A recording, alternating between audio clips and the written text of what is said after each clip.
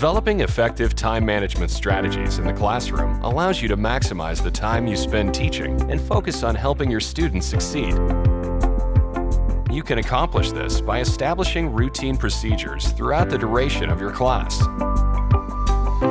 Here are some time management tips. At the beginning of each class, have your students go to the staging area as they enter the room to pick up a warm-up activity or other important handouts. The staging area can also be a place where students turn in homework or sign in for class. A warm-up activity that students can do for the first 5 to 10 minutes of class is an efficient way to settle your class and have your students review the previous lesson. This way, you can use the remaining time that is available on new lessons. Maintaining a well-organized chalkboard is a valuable time management tool that can help you communicate important information to your students consistently and efficiently. Try to avoid randomly writing notes on the board. This may confuse your students and make it hard for them to follow the information. Keep your notes organized as you are writing on the board. This may be as simple as starting at the top left and working across the board to the right, or working from top to bottom.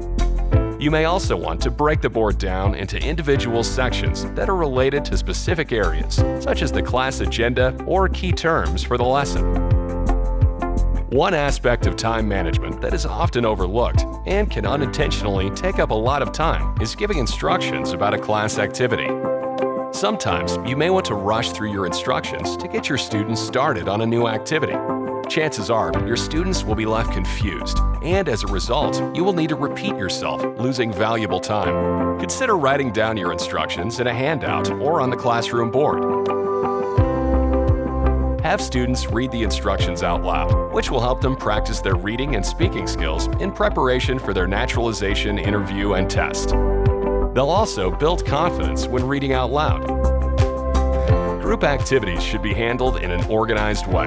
If you give your students instructions about an activity and ask them to break into groups, they may forget what they are supposed to do while moving around the room. It's best to break students into groups first before giving instructions. Finally, at the end of class, have the students do another review or reflection activity. This is an effective way to bring class to a close and allows you to focus on individual student needs.